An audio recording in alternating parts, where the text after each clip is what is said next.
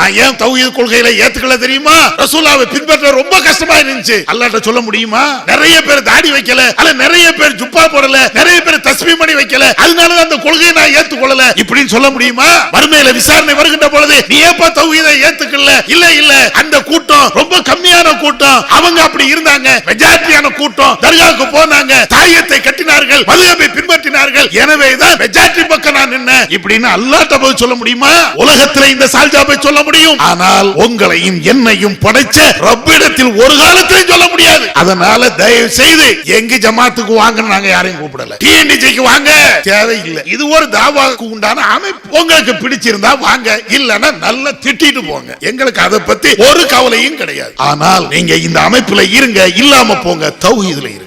படைத்தவன் ஒருவன் மாத்திரம்தான் வணங்குவதற்கு தகுதி படைத்தவன், அந்த கொள்கையில உறுதியாக இருங்க. அல்லாஹ்வுடைய வஹி செய்தி மாத்திரம்தான் சத்தியம், இறைவன் அல்லாத வஹி அல்லாத வேறு எந்த கருத்தா இருந்தாலும் அது அசத்தியம் தான். அது அபு ஹனீஃபா கருத்தோ, ஷாஃபி இமாம் கருத்தோ, அபூபக்கர் ரலியல்லாஹு தஆலா அன்ஹு அவங்களுடைய சொந்த கருத்தோ, உமர் ரலியல்லாஹு தஆலா அன்ஹு அவங்களுடைய சொந்த கருத்தோ, ஆயிஷா ரலியல்லாஹு தஆலா அன்ஹா அவங்களுடைய சொந்த கருத்தோ, எந்த கருத்தும் மார்க்கம் இல்லை, வழிகேடு அப்படின்னு வாங்க, அதான் சத்தியம். அஸ்ஸலாமு அலைக்கும் வரஹ்மத்துல்லாஹி வபரகாத்துஹு. கண்ணியம் நிறைந்த எல்லாம் வல்ல ஏக இறைவனின் நல்லடியார்களே, வல்ல அல்லாஹ்வின் பேரொருளால் தமிழ்நாடு தௌஹீத் ஜமாத் புளியங்குடி ஜின்னா நகர் கிளையின் சார்பிலே இந்த பிரம்மாண்டமான பொதுக்கூட்டத்தை ஏற்பாடு செய்து நடத்தி வருகிறார்கள். இந்த சந்தர்ப்பத்திலே சத்தியத்தை ஏற்க தயக்கம் ஏன் என்ற ஒரு தலைப்பு எனக்கு வழங்கப்பட்டு இருக்கிறது. இந்த தலைப்பை பொறுத்த மட்டில் தற்காலத்திற்கு மிக தேவையான அவசியமான ஒரு தலைப்பு என்றே நான் கருதுகிறேன். என்ன காரணம் என்றால், இன்றைக்கு உலகம் முழுவதும் நவீன கருவிகள் மூலமாக பார்த்து வருகிறோம்.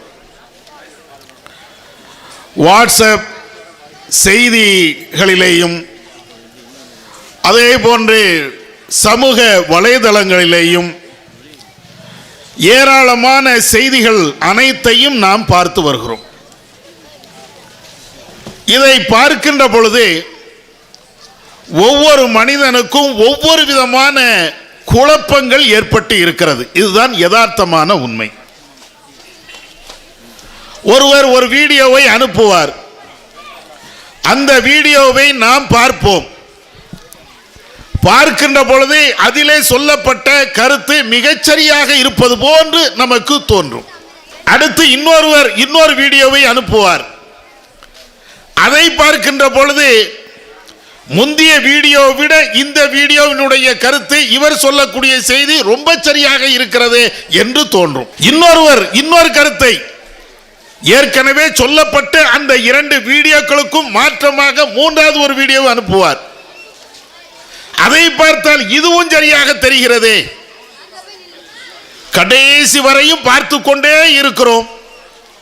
எது சரி எது தப்பு என்று நம்மால் கண்டுபிடிக்க முடியவில்லை.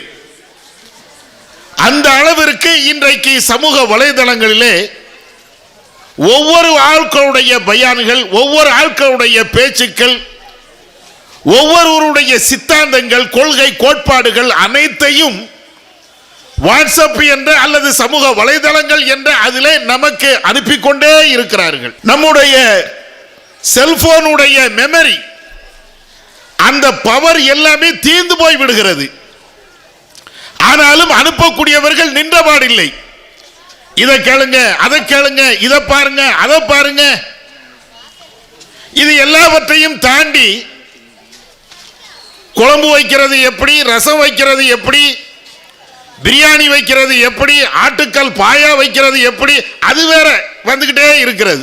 ஒரு குழம்ப 4 பேர் சொல்லி அதை வைத்தால் அது எப்படி அந்த குழம்பு என்பது ரசமாக அல்லது வேறு ஒரு பொருளாக மாறுமோ, குழம்பி போய் விடுமோ, அதே போன்றுதான் நம்முடைய கொள்கை சித்தாந்தங்களும் எல்லாருடைய வீடியோக்களையும் பார்க்க பார்க்க குழம்பி போய் இருக்கும். எதை எடுக்கிறதுனே தெரியல. இவர் சொல்றது சரியா இருக்கிறது, அவர் சொல்றது சரியா இருக்கிறது, அவர் சொல்றது சரியா இருக்கிறது. எதப்பா எடுக்க அப்படியே தலையை பிக்க வேண்டி இருக்கிறது.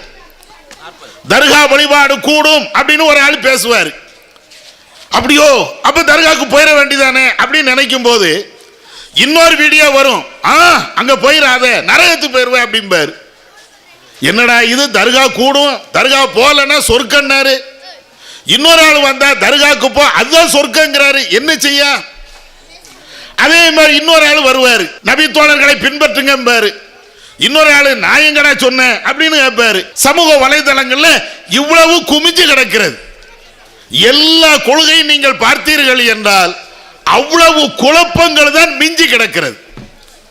இப்ப எது சரியான கொள்கை, எந்த கொள்கையை தேர்ந்தெடுப்பதற்கு நமக்கு தயக்கம் ஏன் வருகிறது? இதை தெரியணுமா இல்லையா? சத்திய கொள்கை என்ன, அதை ஏற்பதற்கு நமக்கு என்ன தயக்கம்? அதனாலதான் என்னுடைய துவக்க நிலையிலேயே சொல்லி காட்டுகிறேன். இது தேவையான ஒரு தலைப்பு, அவசியமான ஒரு தலைப்பு, குழப்பமான ஒரு காலத்திற்கு மிக அருமருந்தாக இருக்கக்கூடிய ஒரு தலைப்பு. முதல்ல எல்லாரும் நம்ம குழம்பி போய் இருப்பதற்கு முன்னால் கண்டிப்பாக ஒரு தெளிவு வேணும்.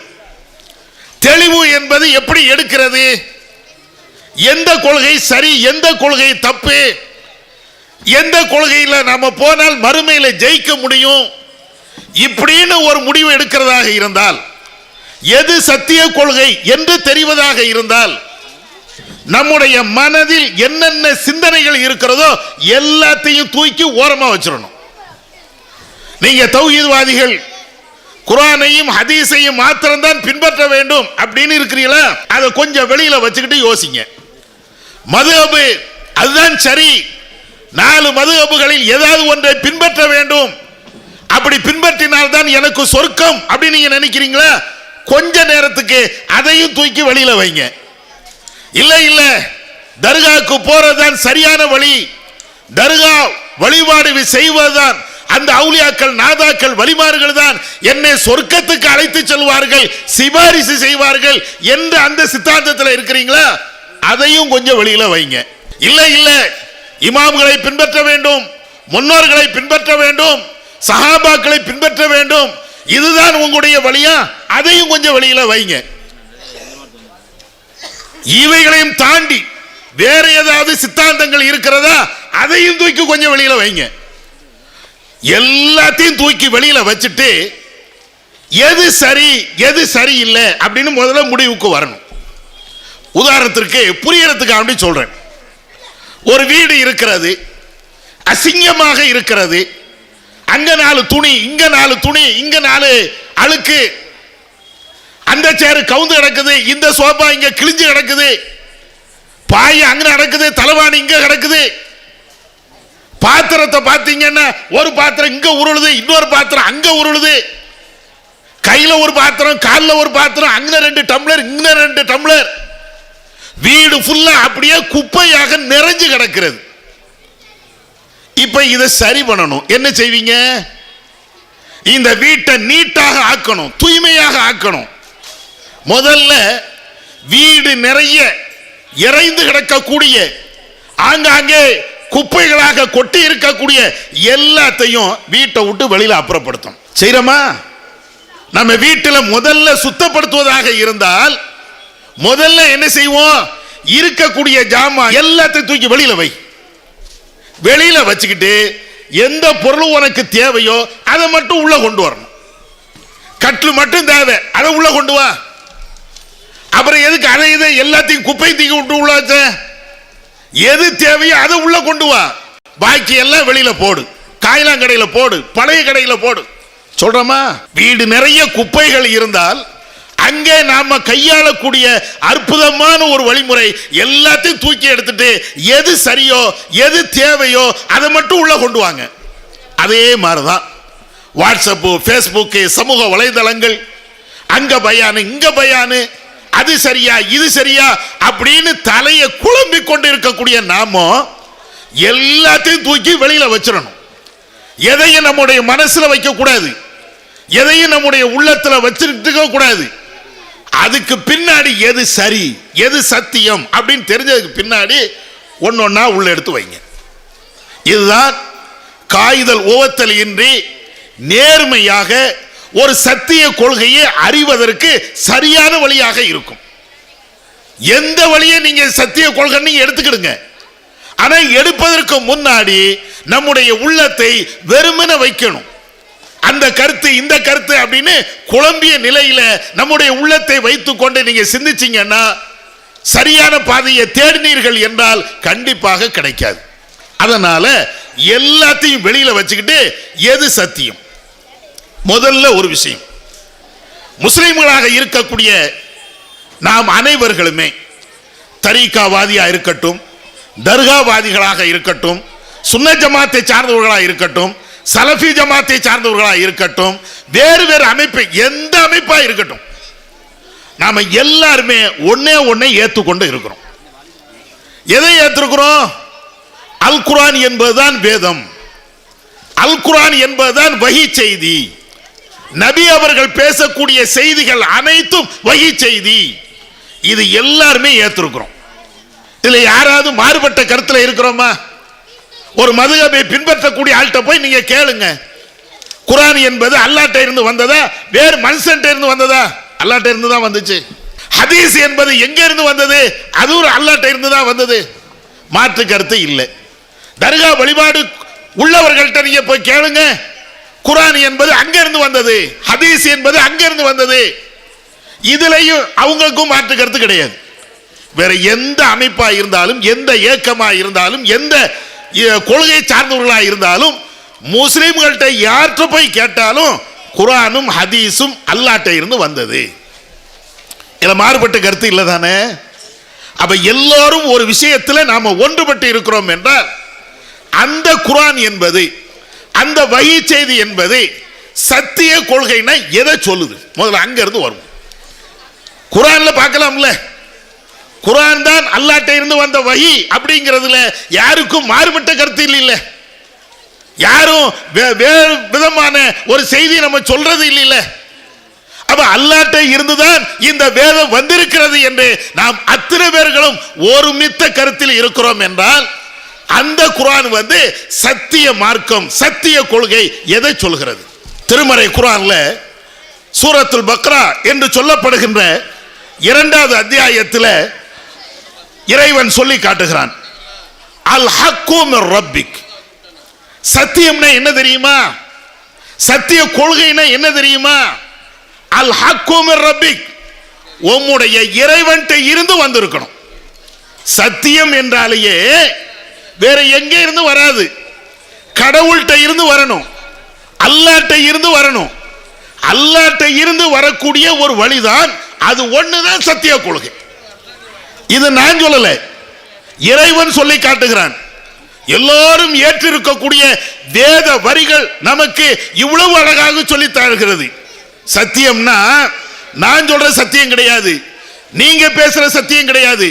நம்முடைய அசர்த்துமார்கள், நம்முடைய முன்னோர்கள், நம்முடைய எழுத்து வீட்டுக்காரர்கள், நம்முடைய அறிஞர்கள், இமாம்கள், நாதாக்கள், வலிமார்கள், இவர்கள் பேசக்கூடியது சத்தியம் கிடையாது. சத்தியம்னா எது? அல்லாஹ்ட்ட இருந்து வரணும். அல்லாஹ்ட்ட இருந்து வரக்கூடிய ஒன்றுதான் சத்தியமாக இருக்கும். இது குர்ஆன்ல அல்லாஹ் சொல்லி காட்டுகிறான். இன்னொரு இடத்துல அல்லாஹ் சொல்லி காட்டுகிறான், குல், நபியே நீங்கள் சொல்லுங்கள், யா அய்யுஹல்லதீன ஆமனு கத் ஜாஅக்குமுல் ஹக்கு மிர் ரப்பிக்கும். மனிதர்களே தெரிந்து கொள்ளுங்கள், சத்தியம் என்பது உங்களுடைய இறைவன்கிட்ட இருந்து வந்து இருக்கிறது. சத்தியம் அப்படின்னு சொன்னாலேயே உங்க அல்லாஹ்ட்ட இருந்து, இறைவன்கிட்ட இருந்து வரணும். அதுக்கு பேர் தான் சத்தியம். இது எப்படி சொல்றான் அல்லாஹ்? யா அய்யுஹன்னாஸ், ஒட்டுமொத்த மனிதர்கள், நீ எந்த மதமாயிரு, எந்த இனமாயிரு, எந்த கொள்கையாயிரு, ஆனால் உனக்கு சத்தியம் என்று தெரியணும்னா அது அல்லாஹ்ட்ட இருந்து, உன்னை படைச்ச ரப்புல்லாஹ்ட்ட இருந்து அது வந்திருக்கணும் அப்படிங்கிறான். அப்ப இத மாதிரி குர்ஆன்ல ஏராளமான இடங்கள்ல சத்தியம் என்றாலேயே, சரியான கொள்கை என்றாலேயே அது இறைவன்கிட்ட இருந்து வரணும். இறைவன்கிட்ட இருந்து வந்தாதான் அது சத்திய கொள்கை. இது நல்ல விளங்கணும்.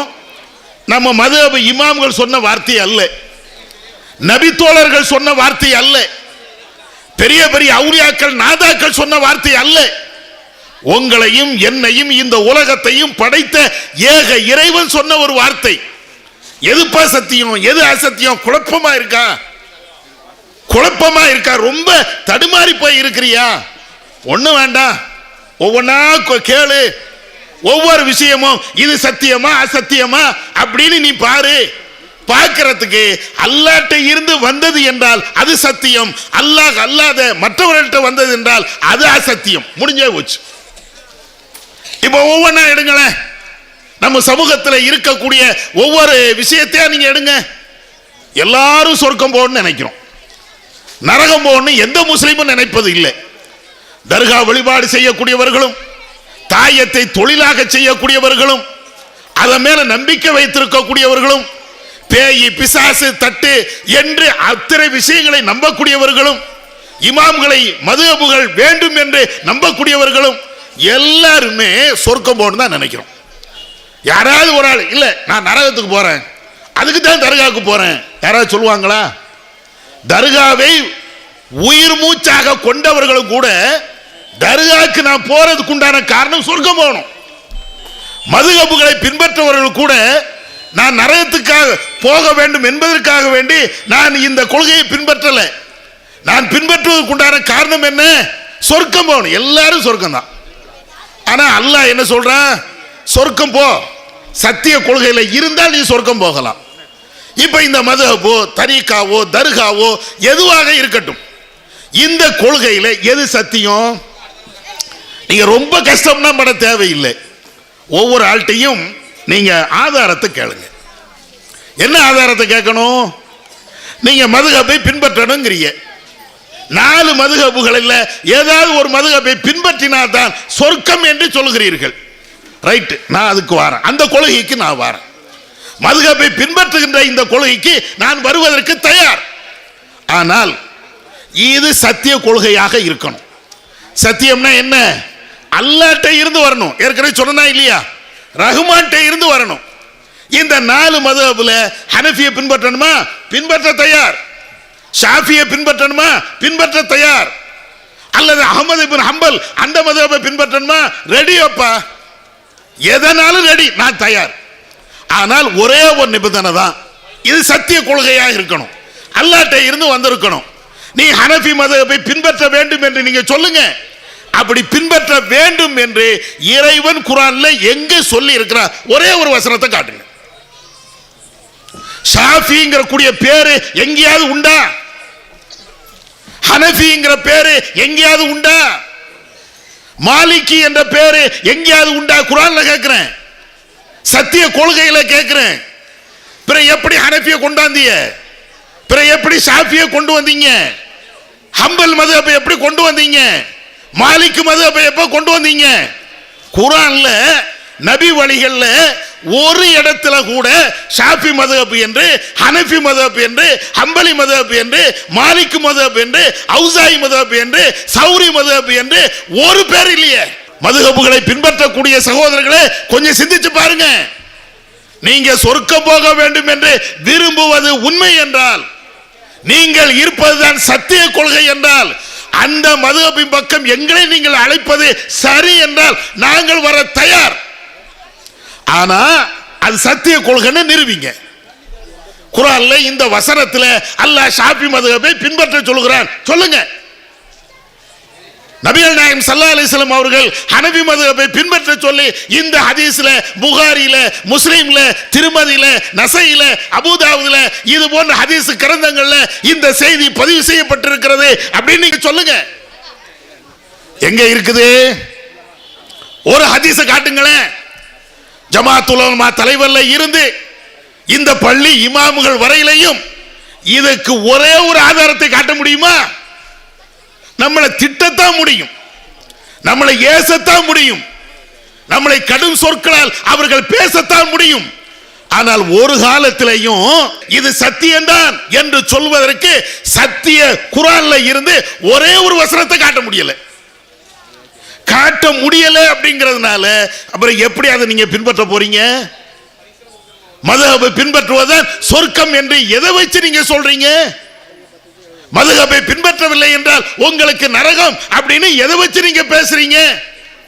உங்களுடைய கற்பனையை தவிர இதற்கு வேற எந்த ஆதாரமும் இல்லை. கற்பனை, மதுஹபை பின்பற்ற வேண்டும் என்று கற்பனை. இல்லை என்றால் அந்த மதுஹபில் இருந்து ஆதாரத்தை காட்டுங்களேன். ஹனஃபி மதுஹபில் நீங்க தொழுகின்ற பொழுது தொப்புளு கீழே கையை கட்டுவீங்க. எங்கப்பா ஆதாரம் அப்படின்னு காட்டீங்கன்னா குர்ஆன்ல இருந்து ஹதீஸ்ல இருந்து இவங்க ஆதாரம் காட்ட மாட்டாங்க. ஆதாரம் எங்க? இமாம் அபூ ஹனீஃபா சொல்லி இருக்கிறாரு, அந்த நூல்ல இருக்கிறது, இந்த நூல்ல இருக்கிறது, இமாம்கள் சொல்லி, இதுதானே. எப்ப தொப்புளுக்குள்ள கை கட்டுவது ஹனஃபி மதுஹபின் அடிப்படையில் சரி, அதுதான் சத்தியம் என்றால் எங்க ஆயத்துல இருந்து காட்டுங்களேன், அல்லது ஹதீஸ்ல இருந்து காட்டுங்களேன், வஹீல இருந்து காட்டுங்களேன். நீங்க வஹீயை மறுக்காத கூட்டம் தானே, மறுக்க மாட்டீங்க தானே. அப்ப அந்த வஹீல இருந்து தொழுகையில தக்பீர் கட்டுகின்ற பொழுது, கைகளை கட்டுகின்ற பொழுது தொப்புளுக்குள்ள தான் கட்டணும், காட்டுங்க. இதுதானே சத்தியம். சத்தியம் என்றால் அங்க இருந்து வஹீல இருந்து காட்டணுமா இல்லையா? 20 ரக்காயத்து தொழுகிறீங்க, என்ன வரது ரமலான்ல, எங்கப்பா ஆதாரம் அப்படின்னு கேட்டீங்கன்னா அது இமாம், இந்த இமாம் சொன்னாரு, அந்த இமாம் சொன்னாரு. எப்ப ஆயத்துல எங்கப்பா இருக்குது? சத்திய கொள்கையில எங்க இருக்குது? சத்திய கொள்கையில 20 ரக்காயத்து தராவீஹ் அப்படின்னு எங்க இருக்கிறது கேட்டா அதுக்கு ஒண்ணுமே பதில் இருக்காது. எங்க இமாம் சொன்னார்ல. அப்ப இது எப்படி சத்திய கொள்கைக்கு ஒரு அளவுகோலாக, சரியான ஒரு கொள்கையாக இது எப்படி இருக்க முடியும்? ஒவ்வொன்றா நீங்க எடுங்க, ஒவ்வொரு விஷயத்தையா நீங்க எடுங்க. அதே மாதிரி தர்கா வழிபாடு, சுருக்கமா சொல்லிக்கிட்டே போறேன். தர்கா வழிபாடு இதை நீங்க எடுங்க. இந்த தர்கா வழிபாடு இதுதான் சத்தியம் அப்படின்னு நீங்க சொல்றீங்கல்ல, ஒன்னும் வேண்டாம், பெரிய ஆய்வுலாம் வேண்டாம், விவாதம் கூட வேண்டாம். தர்கா வழிபாடு கூடும் அப்படின்னு சொல்வதற்கு தர்காங்கிற வார்த்தை, கபரு என்ற வார்த்தை, அங்க போய் நீங்க மாலை போடுங்க, ஜியாரத்து பண்ணுங்க, அல்லது கந்தூரி எடுங்க, உங்களுடைய நாட்டு திட்டங்களை எல்லாம் கேளுங்க.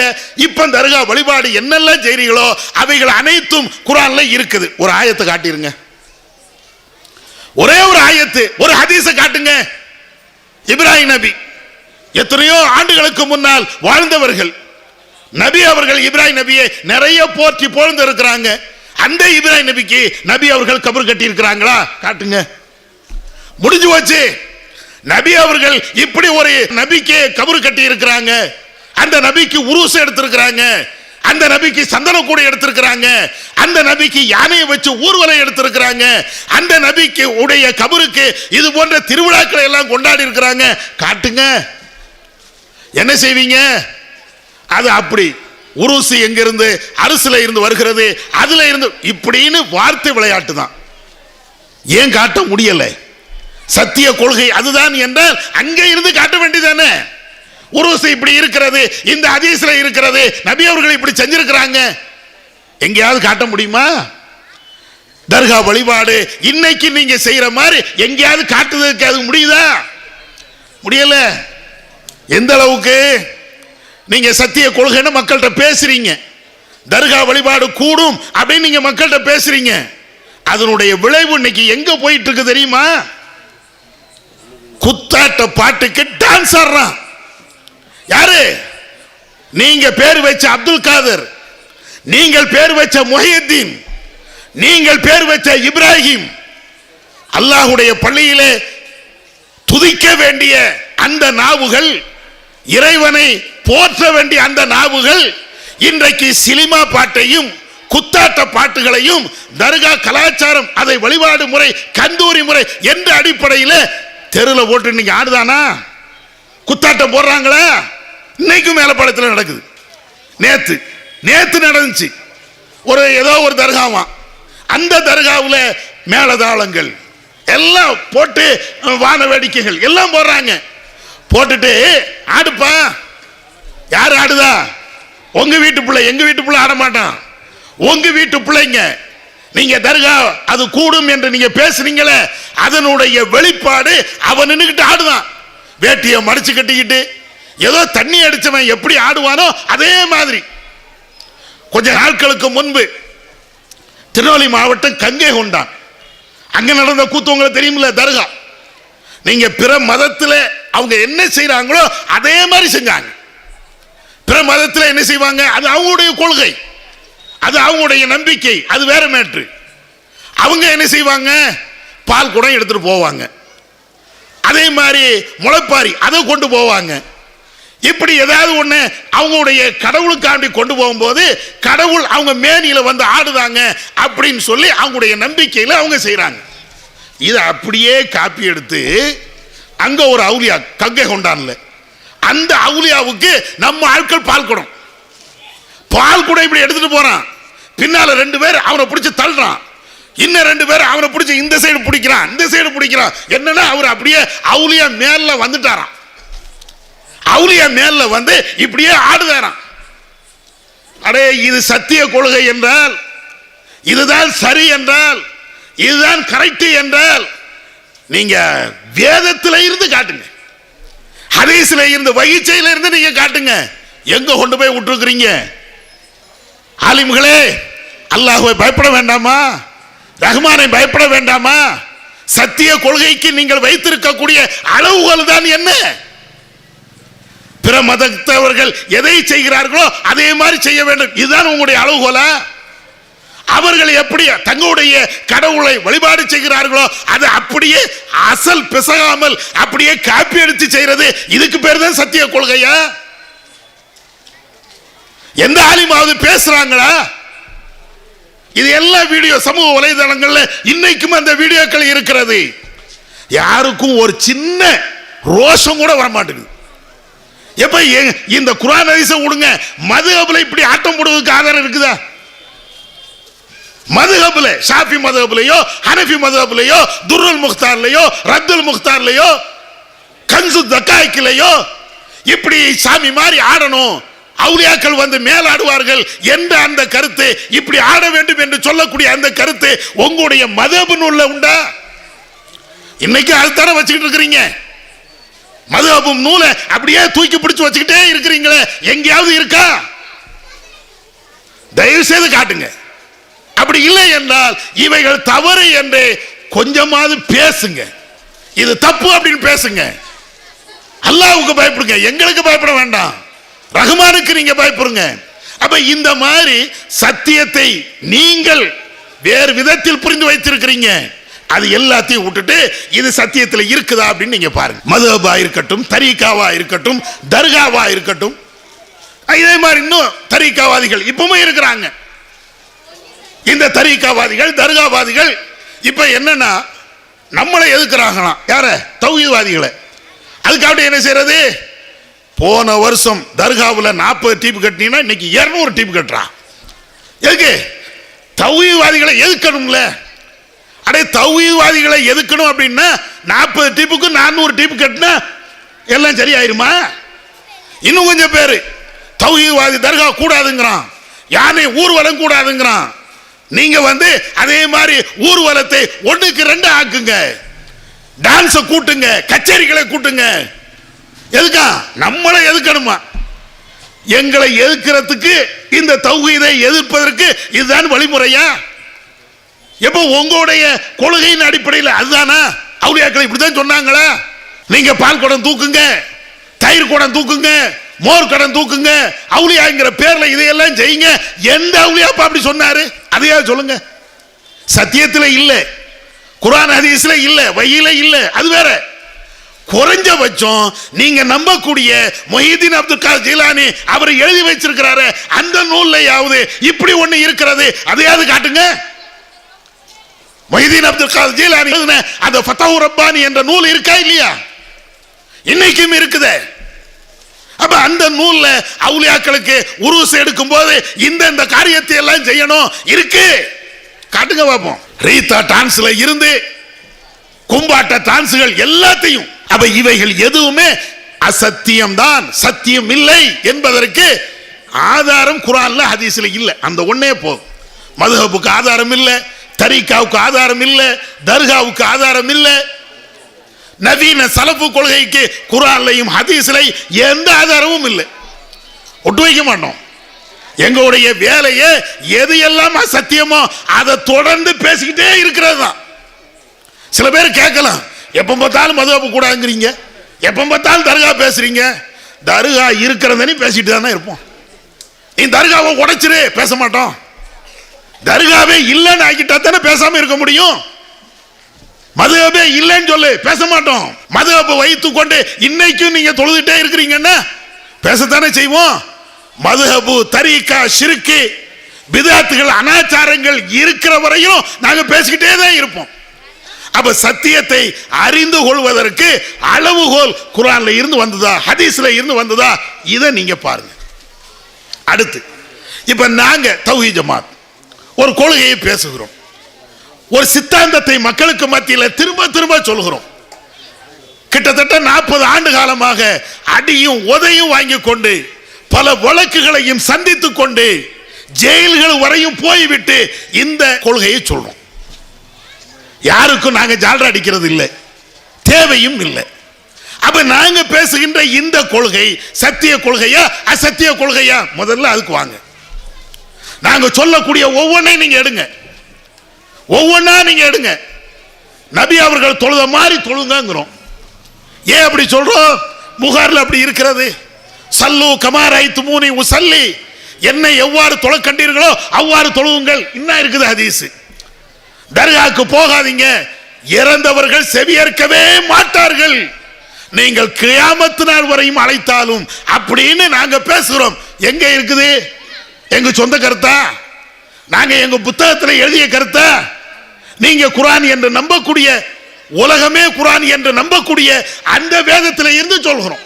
நாங்க பேசுகின்ற எந்த பேச்சா இருக்கட்டும், நாங்கள் சொல்லுகின்ற இபாதத்துகள், வணக்க வழிபாடுகள் எதுவாக இருக்கட்டும், அந்த இபாதத்து வணக்க வழிபாடுகள் எல்லாமே ஒண்ணுக்கு கூட குர்ஆன் ஹதீஸ்ல இருந்து காட்டாம சொந்த கருத்தை அந்த இமாம் சொன்னாரு, இந்த இமாம் சொன்னாரு, இந்த அவுலியா சொன்னாரு, அந்த அவுலியா சொன்னார், இருக்கவே இருக்காது. காட்டுங்க. சவால் விட்டு சொல்லுகிறோம். இரவு நேரத்தில் 8 அல்லது 10 அல்லது 12 ரமலான் இரவு நேரத்தில் தொழுகிறோம் என்றால் இன்னும் இருக்குது ஹதீஸ். நடுநிசி நேரத்தில், சகர் நேரத்தில் ஜமாத் வைத்து தொழுகிறோம் என்றால் அதற்கு இருக்கிறது ஹதீஸ். நாங்க எதை செய்வதாக இருந்தாலும் இறைவனுடைய அருளால் குர்ஆன் ஹதீஸ்ல இருந்து அல்லாஹ்ட்ட இருந்து வந்ததுதான் சத்தியம் என்று இறைவன் சொல்கிறானே, அங்க இருந்து நாங்க சொல்லிட்டே இருக்கணும். வேணா நீங்க சுட்டி காட்டுங்க. உண்மையிலேயே குர்ஆன் ஹதீஸுக்கு மாற்றமான ஒரு இபாதத்தை நாங்கள் கண்டுபிடித்தோம் என்றால், நாங்கள் சுயமாக உருவாக்கி இருக்கிறோம் என்றால் அதை சொல்லுங்க. அடுத்த நிமிஷமே அதை தூக்கி எறிஞ்சிருவோம். சரிதான், இது குர்ஆன்ல இல்ல, ஹதீஸ்ல இல்ல, சத்திய கொள்கையில இல்ல, அதனால இது வேண்டாம் ஒரே வார்த்தையில. அதனால இப்ப நாங்க சொல்லக்கூடியது அல்லாஹ் சொல்லக்கூடிய அந்த சத்தியத்தை சொல்கிறோம். இறைவன் என்ன சொல்கிறான்? இத்தபிஉ மா உன்சில இலைக்கும் மிர் ரப்பிக்கும், உங்களுடைய இறைவனிடமிருந்து உங்களுக்கு எது வஹியாக இறக்கி அருளப்பட்டு இருக்கிறதோ அதை மாத்திரம் நீங்கள் பின்பற்றுங்கள். அதுதான் சத்திய கொள்கை. இதுல நாங்க இருக்கிறோம். அப்ப அதனால மதுஹபுகளை பின்பற்றக்கூடியவர்கள், தரீகாவை பின்பற்றக்கூடியவர்கள், தர்காவுக்கு போகக்கூடியவர்கள் என்னென்ன கொள்கை இருக்கிறதோ அது எல்லாமே குர்ஆன்ல இருக்குதான்னு பாருங்க. நாங்க சொல்லக்கூடிய இந்த கருத்து குர்ஆன்ல இருக்குதான்னு பாருங்க. இப்படி பார்த்துட்டீங்கன்னா எந்த குழப்பமும் இல்லை. தெளிவாக இது ஒண்ணுதான் சத்திய கருத்து அப்படின்னு புரிஞ்சுக்கலாம். சில பேர் இதை புரிஞ்சு வச்சிருக்கிறாங்க. ஆமா, தௌஹீத் ஜமாத்துக்காரன் சொன்னா கரெக்டா இருக்கும், அவன் குர்ஆன்ல இருந்து தான் சொல்லுவான், ஹதீஸ்ல இருந்து தான் சொல்லுவான் இப்படின்னு புரிஞ்சு வச்சுக்கிட்டு சரிப்பா தௌஹீதுக்கு வந்துட வேண்டியதானே அப்படின்னா அதெல்லாம் நம்மளுக்கெல்லாம் முடியாதுப்பா. இதுதான் தயக்கம். சத்திய கொள்கை இதுன்னு விளங்கிட்டாங்க, இது சரிதான் அப்படின்னு புரியுறாங்க. ஆனா சில பேருக்கு இது சரி என்று தெரிஞ்சாலும் கூட இருந்தாலும் உன் கூட வர பயமா இருக்குப்பா. ஏன் நான் குர்ஆன் ஹதீஸை தானப்பா சொல்றேன், சரிதான், இருந்தாலும் நரகத்துக்கு போயிட்டா ஏன்டா அப்படின்னு நினைக்கிற? என்னன்னா ஊர் எல்லாரும் சேர்ந்து ஒரு கொள்கையில இருக்கிறாங்க, நீங்க 4 பேர் மட்டும் இன்னொரு கொள்கையில இருக்கிறீங்க. நீங்க சொல்றது சரியாக இருந்தாலும் நீங்க 4 பேர் தானப்பா இருக்கிறீங்க, 40 பேர் இல்லையே, 40 பேர் அந்த சைடுல இருக்கிறாங்க. அதனாலதான் எனக்கு தயக்கம். சகோதரர்களே, இப்படி நிறைய பேர் இருக்கிறீங்க. தௌஹீத்வாதிகள் பேசுகின்ற இந்த கருத்து சரி. வரதட்சணை கூடாது என்பான், அது குர்ஆன்ல இருக்கும், ஹதீஸ்ல இருக்கும். ஆடம்பர திருமணம் கூடாது என்பான், அது குர்ஆன்ல இருக்கும், ஹதீஸ்ல இருக்கும். தொழுகையை நபி அவர்கள் கற்றுத்தந்த அடிப்படையில் தொழு என்பார், அது குர்ஆன்ல ஹதீஸ்ல இருக்கும். எல்லாம் சரிதான். ஆனாலும் அந்த கொள்கைக்கு நான் வரமாட்டேன். ஏன் வரமாட்டேன்? உங்க கொள்கையை பின்பற்றி நீங்க 4 பேர் இருக்கக்கூடிய 40 பேர் இருக்கக்கூடிய அந்த கொள்கையை பின்பற்றி 4000 பேர் இருக்கக்கூடிய அந்த கொள்கையை நான் பகைத்து கொண்டால் நரகத்து பெறுவனே. இப்படின்னு சத்திய கொள்கையை ஏற்பதற்கு உங்களுக்கு இப்படி ஒரு தயக்கம் இருந்தால் அல்லாஹ் அதற்கு பதில் சொல்கிறான். வயின் துத்தி அக்ஸர மன் ஃபில் அர்லி யுதில்லுக அன் சபீலில்லாஹ். தெரிந்து கொள்ளுங்கள் நபியே, இந்த உலகத்தில் மெஜாரிட்டியான மக்களை, அதிகமான மக்கள் எந்த கொள்கையில் இருக்கிறார்களோ அதுதான் சரி என்று நீங்கள் பின்பற்றினால் அல்லாஹ்வுடைய பாதையில இருந்து உங்களை வழிகெடுத்து விடுவார்கள். இது குர்ஆன்ல அல்லாஹ் சொல்கிறான். சத்தியத்தை அளக்கிறதுக்கு மெஜாரிட்டி மைனாரிட்டி பார்க்க கூடாது. நீங்க தயக்கம் காட்டுவதற்கு மெஜாரிட்டி மைனாரிட்டியை ஆதாரம் காட்டக்கூடாது. இது சரி என்று தெரிந்தால் உடனே வந்துட வேண்டியதானே. அது என்ன மெஜாரிட்டி மைனாரிட்டி? மெஜாரிட்டியை நீங்க பின்பற்றினால் நரகம்ங்கறான, வழிகேடுங்கறான அல்லாஹ். அப்ப மெஜாரிட்டி மைனாரிட்டியை பார்க்கலாமா? கூடுதல் மக்கள் அங்கே இருக்கிறாங்க, குறைவான மக்கள் இங்கே இருக்கிறாங்க. ஆனா அது ஒரு காலத்தில் அப்படி சொல்லிட்டே இருந்தாங்க. இறைவனுடைய அருளால் இன்றைக்கு ஏகத்துவாதிகளுடைய எண்ணிக்கை அது போய்கிட்டே இருக்கிறது. அது இறைவனுடைய நாட்டம். எங்களுடைய பிரச்சாரத்தினால, எங்களுடைய உண்மையினால எங்க இவ்வளவு பெரிய கூட்டம் கூடிவிட்டது என்று அகந்தையில பெருமையில நாங்க பேச மாட்டோம். இறைவன் நேர்வழியை காட்டுகிறான், மக்கள் நேர்வழிக்கு வருகிறார்கள். அதுதான் நேற்று நாங்க அல்லாஹ்வுடைய வார்த்தையை எடுத்து சொல்வது எங்களுடைய பணி. நபிமார்களுக்கு அல்லாஹ் அப்படிதான் சொல்லி காட்டுகிறான். லஸ்த அலைஹிம் பிமுஸைத்திர். யாரையும் நிர்பந்தம் செய்கின்ற அதிகாரம் உனக்கு இல்லை. பல்லிகுமா உன்சில இலைக். உங்களுக்கு எது வகையாக இறைக்கி அருளப்பட்டு இருக்கிறதோ அதை எடுத்து சொல்லுங்கள். நபிக்கே இதான் கட்டளை. அதே மாதிரி தௌஹீதை எடுத்து சொல்வதுதான் எங்களுடைய பணி. ஆனால் இன்னைக்கு இறைவனுடைய அருளால் நிறைய மக்கள் வந்துகிட்டே இருக்கிறாங்க. அதனால நீங்க புரிந்து கொள்ள வேண்டியது மெஜாரிட்டி மைனாரிட்டி அந்த வாதத்தை விட்டுருங்க. அந்த தயக்கத்தை தூக்கி எறியுங்க. எது சரி எது தப்பு அந்த முடிவுக்கு நீங்க வாங்க. அடுத்து இந்த கொள்கையை ஏற்றுக்கொள்ளாமல் இருப்பதற்கு இன்னும் சில காரணங்களை சொல்கிறார்கள். என்ன காரணம்? சில பேர் சொல்லுவாங்க, நீங்க சொல்றது எல்லாம் சரிங்க, ஆனா ரசூல்லா மாதிரி வாழணுங்கிறீங்களா, அது சாத்தியமா? நிறைய பேர்ட்ட ரசூல்லா மாதிரி நம்மளால வாழ முடியுமா? முன்பின் பாவங்கள் மன்னிக்கப்பட்டவர்கள் அல்லாஹ்வுடைய தூதர், ஏராளமான இபாதத்துகளை செய்தவர்கள் அல்லாஹ்வுடைய தூதர், அடிகளையும் உதைகளையும் பல்வேறு துன்பங்களையும் அனுபவித்தவர்கள் நபி அவர்கள். அவர்கள் மாதிரி நம்மளால வாழ முடியுமா? இந்த ஒரு கேள்வியை வச்சுக்கிட்டு அதனாலதான்ப்பா நான் தௌஹீதுக்கு தான் வரல. நல்ல கருத்து, கரெக்டான கருத்து தான். ஆனாலும் அங்கே வருவதற்கு எனக்கு இப்படி ஒரு தயக்கம் இருக்கிறது. உன்னை விளங்கிக் கொள்ளணும் தோழர்களே. ரசூலுல்லாஹ் இறை தூதராக யாருக்கு அனுப்பப்பட்டாங்க? ஒட்டுமொத்த மனித சமுதாயத்திற்கு. அல்லாஹ் அப்படித்தான் குர்ஆன்ல சொல்றான், நபியே உங்களை இந்த மக்கள் அனைவர்களுக்கும் நற்செய்தி சொல்லக்கூடியவராகத்தான் அனுப்பி இருக்கிறோம். குர்ஆன்ல அல்லாஹ் பல்வேறு இடங்கள்ல சொல்றான். எதுக்கு ரசூலுல்லாஹ் வரணும்? எதுக்கு அவங்க வாழ்ந்து காட்டணும்? அவங்க காட்டின வழி மாறி நாம பின்பற்றணுங்கிறது தான். பின்பற்ற முடியாது அப்படின்னு சொன்னா, நபி அவர்கள் மாதிரி நம்மால் வாழ இயலாது அப்படின்னு சொன்னா ரசூலாவே அல்லாஹ் அனுப்ப தேவையில்லையே. என்ன அவ்வளவு கஷ்டமா ரசூலா வாழ்ந்துட்டாங்க, அதையாவது சொல்லுங்க. ரசூலா மாதிரி என்னால வாழ முடியாது, என்ன அவங்க ஒரு சிரமமான ஒன்றை சொல்லிட்டாங்க. என்னால பின்பற்ற முடியாத ஒரு வழியை அல்லாஹ்வுடைய தூதர் சொன்ன அந்த வழி என்ன? ரசூலா ஒரு வழியை சொன்னாங்கப்பா, அது என்னால கடைபிடிக்க முடியல, உலகத்துல எந்த மனுஷனும் அப்படி ஒண்ணு சொல்லுங்க. ரசூலாவுக்கு என்று காசான சில சட்டங்கள் இருக்கும், தனிப்பட்ட சட்டங்கள் இருக்கும், அது ரசூலாவுக்கு மட்டும் உள்ளது. அதை நம்ம பின்பற்றணும் அவசியம் இல்லை. மனிதர்களுக்கு வழிகாட்டியாக சில விஷயங்களை சொல்லி தந்திருப்பாங்களா இல்லையா? என்னை நீ பின்பற்று, இதையெல்லாம் கடைபிடிங்க என்று ரசூலுல்லாஹ் சொல்லி தந்திருப்பாங்க. அந்த மாதிரி விஷயங்கள்ல நம்ம பின்பற்ற முடியாத ஒண்ணை நீங்க சொல்லுங்க. தொழ முடியாதா? நோன்பு வைக்க முடியாதா? திக்ர் செய்ய முடியாதா? தான தர்மங்கள் பண்ண முடியாதா? நபி அவர்கள் மாதிரி திருமணம் பண்ண முடியாதா? நபி அவர்கள் மாதிரி முடிகளை வைக்க முடியாதா? நபி அவர்கள் மாதிரி நகங்களை வெட்ட முடியாதா? நபி அவர்கள் மாதிரி ஆடைகளை அணிய முடியாதா? நபி அவர்கள் மாதிரி சாப்பிடும் போது பிஸ்மில்லா சொல்ல முடியாதா? என்னங்க கஷ்டம்? ரசூலுல்லாஹ் மாதிரி வாழ்வதற்கு எனக்கு பெரிய கஷ்டம் அப்படிங்கிறீங்களே, என்ன கஷ்டமான ஒரு நிலையை ரசூலுல்லாஹ் தந்தாங்க? ஒண்ணுமே இல்லையே. தொழுகையில கூட உனக்கு நின்று தொழ முடியலையா? உட்கார்ந்து தொழு. உட்கார்ந்து தொழ முடியலையா? படுத்துக்கிட்டு தொழு. இது ரசூலுல்லாஹ் கற்று தந்தது தானே. எத்தனை பேருக்கு முட்டு வலி, எத்தனை பேருக்கு சம்பளம் விட்டு அல்லது நிக்க முடியல, ரசூலுல்லாஹ்வுக்கு மாற்று வழியை சொன்னாங்களே. நோன்பு வைக்க முடியலையா? அதுக்கு மாற்று வழி. ஜக்காத்து கொடுக்க முடியல, பொருளாதாரம் இல்லையா? நீ ஜக்காத்தை கொடுக்க தேவையில்லை. எத்தனை வழிமுறைகள் அவ்வளவு. இன்னும் சொல்ல போனா அல்லாஹ் குர்ஆன்ல சொல்லி காட்டுகிறான், நபி அவர்களும் சொல்கிறாங்க, மார்க்கம்னாலேயே எளிமை. இன்ன தீன யுஸ்ருன், மார்க்கம் என்றாலேயே லேசு, எளிமை.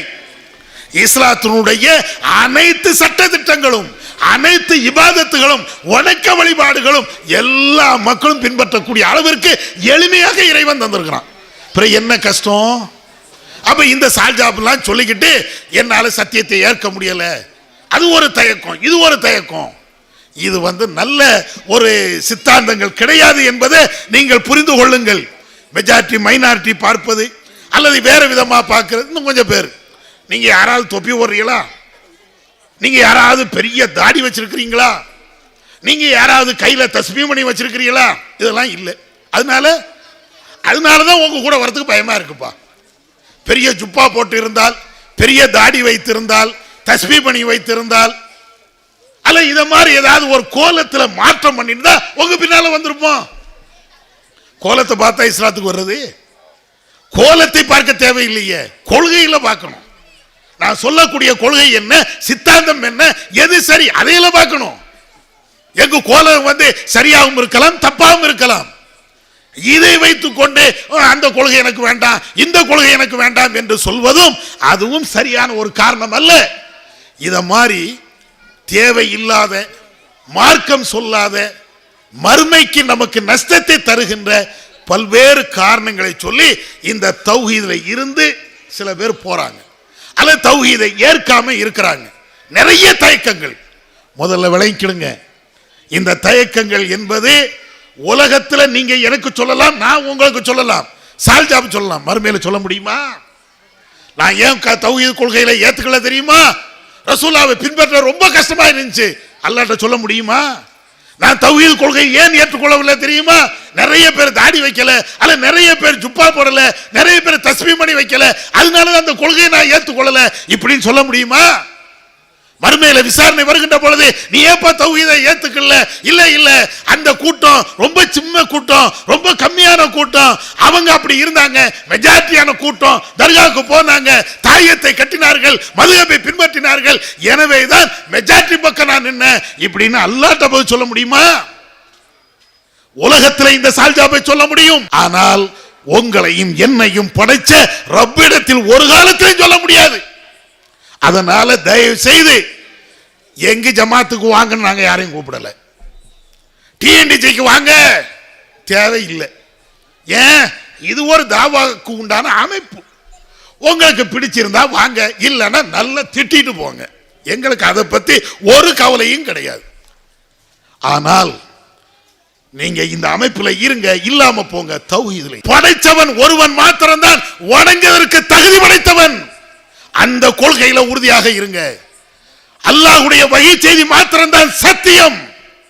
இறைவன் அல்லாத, வஹி அல்லாத வேறு எந்த கருத்தா இருந்தாலும் அது அசத்தியம்தான். அது அபு ஹனீஃபா கருத்தோ, ஷாஃபி இமாம் கருத்தோ, அபூபக்கர் ரலியல்லாஹு தஆலா அன்ஹு அவங்களுடைய சொந்த கருத்தோ, உமர் ரலியல்லாஹு தஆலா அன்ஹு அவங்களுடைய சொந்த கருத்தோ, ஆயிஷா ரலியல்லாஹு தஆலா அன்ஹா அவங்களுடைய சொந்த கருத்தோ, எந்த கருத்தும் மார்க்கம் இல்லை, வழிகேடு அப்படின்னு வாங்க. அதுதான் சத்தியம். நாங்க அரசியல் கட்சி நடத்தலையே. டிஎன்டிஜிக்கு வாங்க, டிஎன்டிஜிக்கு வாங்க, எல்லா அமைப்பும் எங்க அமைப்புக்கு வாங்க, எங்க அமைப்புக்கு வாங்க, உறுப்பினர் கார்டு கொடுக்கோம்பாங்க. நாங்க மட்டும்தான் அதை வைக்கிறதே இல்லை. உறுப்பினர் கார்டு கொடுப்போம். யாருக்கு? யார் இந்த கொள்கையை ஏத்து முறையாக பின்பற்றி வருகிறாரோ அவருக்கு உறுப்பினர் கார்டு கொடுப்போம். சரி இருப்பாப்பா, அவரா வந்த ஆட்களுக்கு. நாங்க உறுப்பினர் கார்டு முகாம் நடத்த மாட்டோம். எங்கேயா நடத்திருக்கிறோமா? 40 வருஷத்துல தமிழ்நாடு தௌஹீத் ஜமாஅத் உறுப்பினர் கார்டு வழங்கும் முகாம் தேவையில்லடா. அந்த முகாம் எங்களுக்கு தேவையில்லை, அந்த முகமும் எங்களுக்கு தேவையில்லை. ஏன்?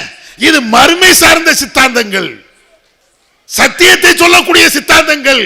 அதனால இந்த ஆட்கள் வேணும், பணம் ஒண்ணுமே இல்லை. ஏன் இதே புளியம் கூட எடுங்க. ஆரம்பத்தில் எத்தனை பேர் தௌஹீது அடியும் உதையும் வாங்கிக்கிட்டு சில சகோதரர்கள் 2 பேர் 3 பேர் சொல்லலையா? இதே ஊர்ல பேசலையா? எத்தனை வழக்குகள், எத்தனை கோர்ட் கேசுகள், போலீஸ் ஸ்டேஷனுக்கு எவ்வளவு அலைஞ்சாங்க. அப்ப அவ்வளவையும் தாங்கி கொண்டுதான் இந்த கொள்கையை சொன்னாங்க. அப்போ கூட இந்த கொள்கைக்கு வாங்கன்னு தான் சொன்னமே தவிர, இந்த கொள்கையை ஏற்றுக்கொள்ளுங்கள் என்று தான் சொன்னமே தவிர எங்க அமைப்புக்கு வாங்க அது தேவைன்னா இல்லை. அதனால சத்திய கொள்கைக்கு எந்த தயக்கமும் இல்லாம வஹி மட்டும்தான் இறை செய்தி என்பதை பின்பற்றுவதற்கு நீங்க அத்தனை பேர் வாங்க. இதுதான் இம்மையிலே மறுமையிலே நமக்கு மகத்தான ஒரு வெற்றியை தரும். இறுதியாக ஒன்னே ஒன்று சொல்லிக்கிறேன்.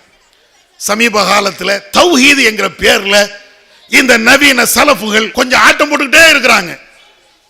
இந்த ஆட்டத்தை எங்க முன்னால போடுங்க.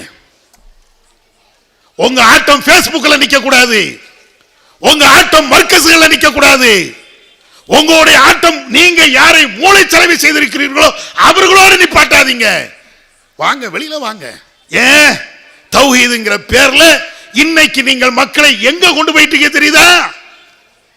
எந்த தௌஹீதை வளர்ப்பதற்காக, எந்த சித்தாந்தத்தை வளர்ப்பதற்காக அடிகளையும் உதைகளையும் இதே ஊர்ல வாங்கினோமோ அந்த கொள்கைக்கு எதிராக நீங்க கொண்டு போயிட்டு இருக்கிறீங்க.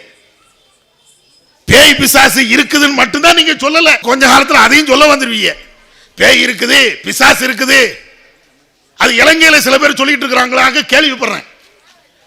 பேயெல்லாம் இருக்குதுங்க, பிசாசுலாம் இருக்குதுங்க, அது ஜின் வடிவுல வருங்க, சைத்தான் வடிவுல வருங்க அப்படின்னு பேசக்கூடிய ஆட்கள் இருக்கிறாங்கன்னு கேள்விப்பட்டு இருக்கிறேன். அப்ப இத மாதிரி எல்லாம் ஒரு சோற விட மாட்டேங்கிறாங்க. எவ்வளவு முரண்பாடு சலஃபுகள்கிட்ட. ஒருத்தன் சஹாபியை பின்பற்றணுங்கிறான், ஒருத்தன் பின்பற்ற கூடாதுங்கிறான். ஒருத்தன் இஜ்மாவு சஹாபா ஒட்டுமொத்த சஹாபாக்களை பின்பற்றணும், ஒரு சஹாபி மட்டும் பின்பற்றக்கூடாது இப்படிங்கிறான். இப்போ லேட்டஸ்டா ஒரு 10-20 நாளைக்கு முன்னாடி நாங்க எங்க சஹாபியை பின்பற்றணுங்கிற அப்படின்னு ஒரு சலஃபு பேஸ்புக்ல எழுதியிருக்கிறாங்க. நாங்க சஹாபாக்களை பின்பற்றணும் சொல்லவே இல்லையே. சலஃபு கொள்கைன்னா என்ன தெரியுமா அப்படின்னு சொல்லிட்டு அவர் சொல்றாரு, குர்ஆன் ஹதீஸையும் நபித்தோழர்கள் புரிஞ்ச மாதிரி புரியணும், நபித்தோழர்களை பின்பற்ற நாங்க சொல்லவே இல்லையே அப்படிங்கிறாரு. அடே உங்க கொள்கை தான் என்ன? இவ்வளவு குழப்பமா? ஆனா இவ்வளவு குழப்பம் அவங்கள்ட்ட இருந்தாலும் ஒன்னே ஒண்ணு மட்டும் கரெக்டா இருக்கிறாங்க, ஒரு சோற விட மாட்டாங்க. வரதட்சணை கல்யாணமா முதல்ல நம்ம ஆளு போய் நிப்பாரு. ஆடம்பர திருமணமா இந்த சலஃபு கோஷ்டி முதல்ல போய் நிற்கும். அதாவது விட்டு போடுங்க. இதுலயாவது போறாங்க. இதையும் தாண்டி வேற எங்கெல்லாம் போறாங்க தெரியுமா? பொண்ணு வீட்டு விருந்து இவ்வளவு போய் நிக்கிறாங்க. சடங்குன்னு ஒண்ணு நடத்துவாங்களா இல்லையா? அதுலயும் போய் நிக்கிறான். ஒன்னே விட்டு வைக்க மாட்டேங்கிறான். கேட்டா நாங்க தௌஹீத்வாதி. அதுக்கு தான் இவ்வளவு கடுமையா இருக்கிறோம். நீ வேற ஏதாவது கொள்கை சொல்லு, மதுஹப்னு சொல்லு, தரீகான்னு சொல்லு, குர்ஆன் ஹதீஸுக்கு எதிரான கொள்கைன்னு சொல்லு, பேச்சே இல்லை. ஆனால் தௌஹீத் என்கிற பேர்ல இவ்வளவு ஏமாற்றுகிறாய் என்றால் நேருக்கு நேரா வந்து ஏமாற்று, நேருக்கு நேராக சொல்லு. அதுதான் நாங்க சொல்லிக்கிட்டே இருக்கிறோம். அதனால இந்த வழிகட்ட கொள்கைகள், நவீன சலஃபுகள், அதே போன்று மதுஹப் கொள்கை, தரீகா கொள்கை, தர்கா வழிபாடு, இவைகள் அனைத்துமா சத்தியம். சத்தியம் என்பது வஹி செய்தி மாத்திரம்தான், ஏக இறைவனை மாத்திரம்தான், வழிபாடு செய்வது மாத்திரம்தான் சத்திய கொள்கை. இதுல தயக்கம் இல்லாம எல்லா மக்களும் ஒன்று சேருவோம். இதன் மூலமாக இம்மையிலே மறுமையிலே வெற்றி பெறுவோம். வல்லல்லாஹ் நமக்கு அருள் செய்வானாக. வாஹிர் தவானா அல்ஹம்துலில்லாஹி ரப்பில் ஆலமீன். அல்லாஹு அக்பர், அல்லாஹு அக்பர்.